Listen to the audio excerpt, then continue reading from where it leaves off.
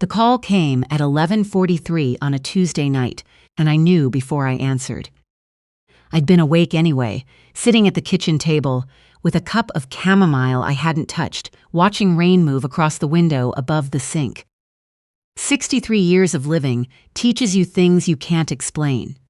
When the phone lit up with my son's name, my chest already knew. Mom, his voice was wrong, scraped hollow. "I'm here," I said. "I'm in the driveway." I was at the front door before he finished the sentence. He stood in the rain without an umbrella, one duffel bag on his shoulder, my granddaughter against his chest, 7 months old, wrapped in a pink fleece blanket, her face pressed into his neck, somehow asleep through all of it. 3 steps down from my porch and I was already pulling them both inside. He didn't speak until we were in the kitchen, until I'd taken the baby and settled her into the old bassinet I kept in the spare bedroom. The same one my son had slept in when he was small, the same yellow paint, the same mobile with the cardboard stars. He stood in the doorway and watched me lay her down, and when I turned around, his face was the face of a 12-year-old boy who'd skinned his knee, not a 36-year-old architect who designed buildings that changed skylines. "She told me to leave," he said.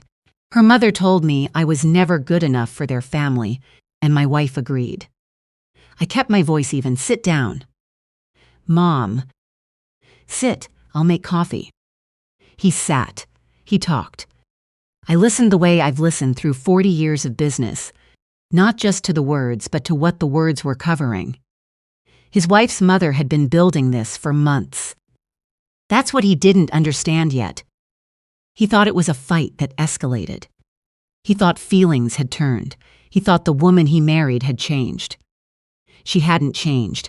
She'd been positioned. I poured his coffee, set it in front of him, and looked at my son the way I've looked at every contract before I sign. Carefully, looking for what was missing. "When did her mother start coming around the house more?" I asked. He blinked. "Maybe 6 months ago, since the baby." "When did she start asking questions about your firm? Your projects?" Something shifted in his face. "Did she ask you to sign anything?" He was quiet for a long time. "There were some documents," he said slowly. "Loan applications. My wife said they were for her mother's new business, that they just needed a co-signer, that it was a formality, that family helps family." My hands didn't shake. They never do. "How much?" He told me. I nodded once, stood up, and walked to my office at the back of the house. I closed the door behind me and made a call. My head of operations answered on the second ring. "I need everything you have on the business holdings registered to my son's mother-in-law," I said. "Existing liens, loan applications, anything filed in the last 8 months, and I need the full paper trail on my son's co-signatures." "How fast?" "By morning." A pause. "Done." I hung up. I sat for a moment in the quiet of my office, the rain against the window, my granddaughter asleep down the hall, my son at my kitchen table, not yet understanding what had been done to him. His wife's mother thought she was clever. She thought she'd found a mark, my son, steady and trusting, with a good name and access to resources she could drain. She thought she'd maneuvered perfectly. She didn't know that the commercial real estate portfolio my son's architectural firm operated out of was held by Crestline Property Group. And Crestline Property Group was mine. It had been mine for 9 years, buried under 2 holding companies and a trust, structured by the best estate attorney in Georgia. My son's firm leased their offices from a property management company that reported to a subsidiary that reported to Crestline, his wife's mother's new business, the boutique that had opened 6 months ago on the Ponce de Leon corridor, operated out of a storefront that was also part of my portfolio. She was running her scheme from inside my house. She just didn't know it. I hadn't built it that way to trap her. I built it that way because 25 years of building a real estate company as a black woman in Atlanta, teaches you that your assets need to be protected in ways other people can't immediately identify or touch. The structure was defensive. It had always been defensive. But it could also be a door that locked from the inside. I leaned back in my chair. I'd known something was wrong with this marriage from the beginning. Not with my daughter-in-law specifically. She'd been charming, attentive, said all the right things. But her mother had eyes that took inventory of every room she walked into. When my son brought them both to Sunday dinner 2 years ago, his wife's mother had spent the entire evening asking questions that sounded like small talk, but weren't. What neighborhoods did I own property in? Was I thinking of retiring? Had I considered transferring assets before the estate tax laws changed? I'd smiled and given her nothing. Then I'd called my operations director the next morning. It took her 4 days to build the file, 4 days to find the pattern. His wife's mother had done this before. 15 years ago, another family in Memphis, a woman whose son had married into a similar setup. That family had lost a significant piece of their business before they understood what was happening. They'd settled quietly. They'd stayed quiet. That's when I'd made my decision. I hadn't warned my son. I know how that sounds. But warning him would have meant asking him to choose. And he was in love. And love at 34 years old is something that has to be allowed to find its own truth. What I did instead was watch. I positioned myself to protect what was mine. And I waited to see what kind of people my son had joined. It had taken 2 years, 1 baby, and 1 rainy Tuesday night. Now I knew. I was back at the kitchen table by midnight. My son had his hands wrapped around his mug, staring at the surface of his coffee, like it might tell him something useful. "You're safe here," I said. He looked up. "Mom, she's going to file for custody," her mother already said. "Let her. You don't understand what her mother is capable of." I looked at my son, my steady, kind, trusting son who designed buildings and coached youth basketball on weekends and had never once in his life assumed the worst about anyone. "I do understand," I said, "more than you know. Get some sleep. We have work to do tomorrow." The work started at 7, the next morning when my operations director arrived with a folder. The co-signatures my son had put on those loan applications, 4 of them, totaling nearly $800,000, had already been submitted to a private lender his wife's mother had a relationship with. The money had moved. The paperwork listed my son as primary borrower. But there was more. My son's firm had a federal licensing agreement for certain commercial development projects. Permits tied to environmental compliance and historic preservation. His wife's mother's attorney had filed a preliminary claim suggesting those permits could be leveraged as collateral for additional borrowing. The permits she was trying to leverage were connected, through the firm's parent structure, to Crestline. She had tried to borrow against my assets using my son's name. I set the folder on my desk and looked at my operations director. "I want a hold placed on all lease renewals for properties registered to her business entities," I said. "Standard review process, no timeline given for resolution." "That'll freeze her storefront operation." "Yes." "And the lender?" "I'll handle that personally." I called the lender at 9:15. I'd done business with that firm for 11 years. When I explained the situation, that the co-signatory had been defrauded, that the signatures on those documents had been obtained through misrepresentation, that my attorney would be in contact by end of business. The conversation was short. By noon, the loan applications were under formal review. By 1 o'clock, my son's wife's mother couldn't access her business accounts. I watched the afternoon move across my office window and thought about how quietly it all works when you understand the architecture of things. Not buildings, systems, ownership structures. The invisible frameworks that hold everything in place until someone with the right knowledge decides to rearrange them. My granddaughter woke up at 2 and laughed at the ceiling fan in the spare bedroom, like it was the funniest thing she'd ever seen.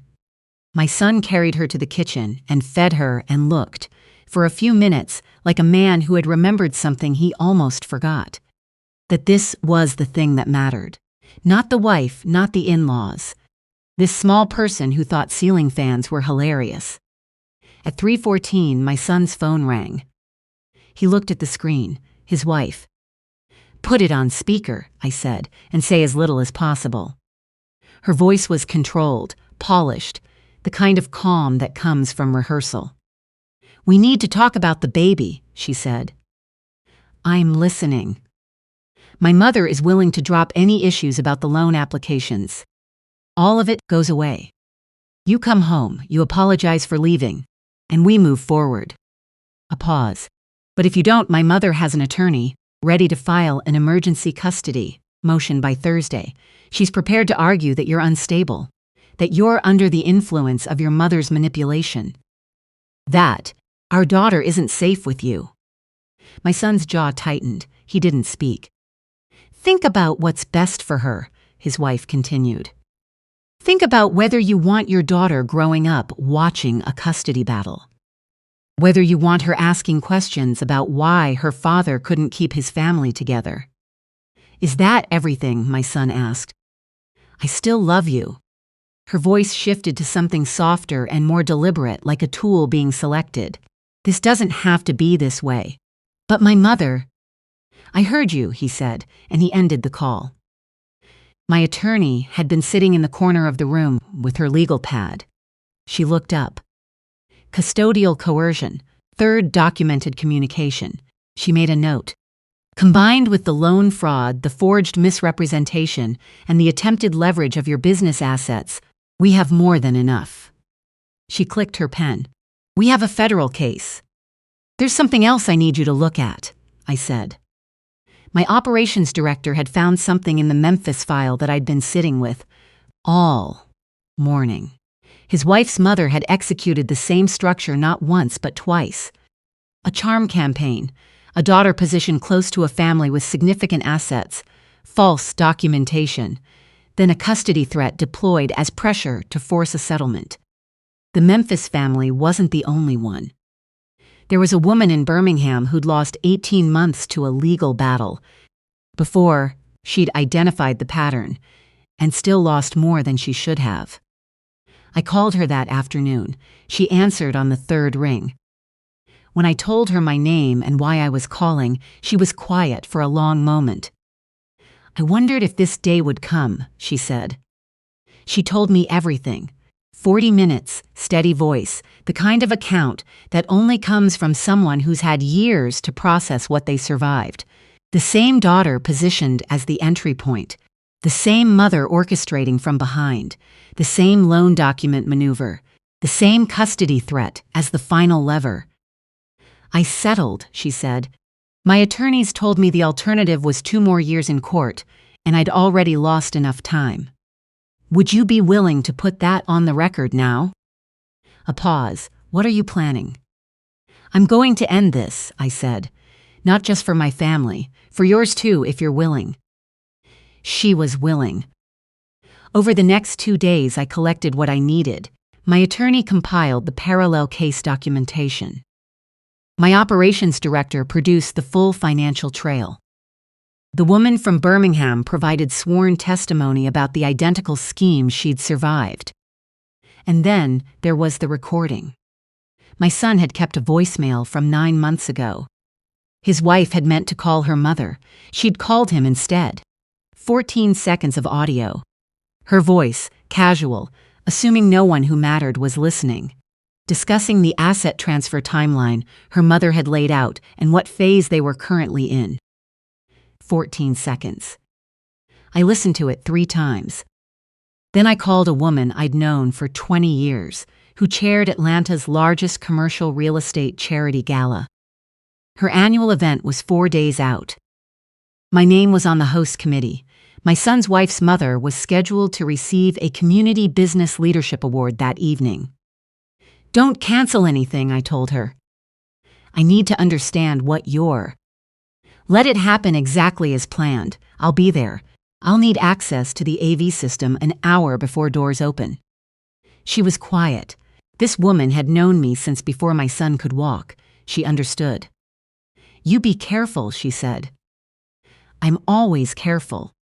The Buckhead Terrace was everything Atlanta money liked to look like. Marble floors, coffered ceilings, the kind of event space that said, "We've been here a while, and we intend to stay." 400 guests. An orchestra working through standards while people found their tables. Champagne catching the chandelier light. I arrived early, wearing a charcoal gown I'd worn to board meetings and groundbreakings and one funeral I'd rather not remember. Simple, deliberate. I didn't need to announce anything with fabric. My operations director was already inside, positioned near the AV booth with the technician I'd hired, in the venue's uniform, indistinguishable from the regular crew. The presentation drive was loaded. Everything was sequenced and timed. My son's wife's mother arrived at 7:15 with her daughter on her arm and a smile she'd been practicing. She wore champagne-colored silk. She worked the room.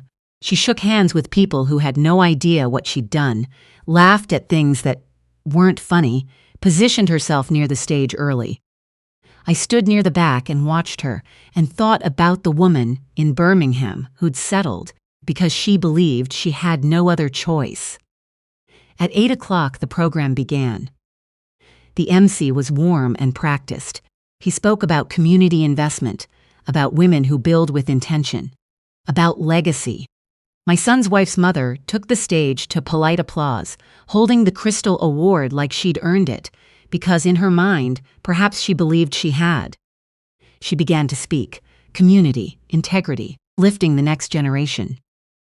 I looked at my operations director across the room. He nodded once. The overhead lights dimmed slightly. Every head turned. The projection screen behind her lit up. She stopped mid-sentence. On the screen, loan documents. My son's signature highlighted in red. Side by side with the forensic examiner's written conclusion that the co-signatory had not been provided full disclosure and that key terms had been materially misrepresented. 400 people reading in silence. She turned to look at the screen. Her face did something I don't have a clean word for. Next, the Birmingham case file, timeline, identical structural pattern, sworn testimony excerpt.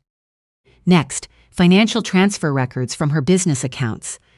The money trail, annotated in plain language. Her daughter, seated at the front table, had gone completely still. My son's wife's mother grabbed the microphone. "There's clearly been a technical..." The microphone cut out. Her mouth kept moving. Nothing came through. The speakers, however, worked perfectly. The recording played. 14 seconds. Her daughter's voice, clear as anything, discussing the asset transfer timeline and what phase they were in. Silence, and then a sound moved through the room that wasn't applause. Exactly. More like 400 people, recalibrating everything they'd thought they knew about the woman standing at that podium holding an award for integrity. I walked to the stage the way I've walked into every room that ever mattered. Not fast, not performed, steady. I took the microphone from the MC, who stepped aside without being asked. I looked at my son's wife's mother, then I turned to face the room. "My name is not on a plaque in this building," I said. "But I've been part of this community for 30 years.